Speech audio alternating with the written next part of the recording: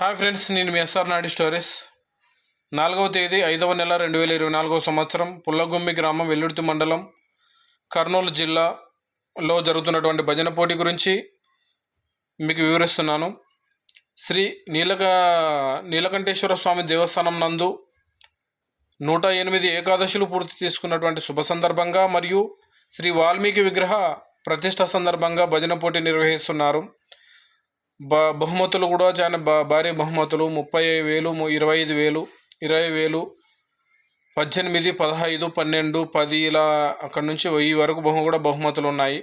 కావున ఇరు రాష్ట్రాల మన భజన కళాకారులందరూ స్వకాలంలో గ్రామం చేరుకొని భజన పోటీలో పాల్గొనవలసినదిగా మరి మనవి.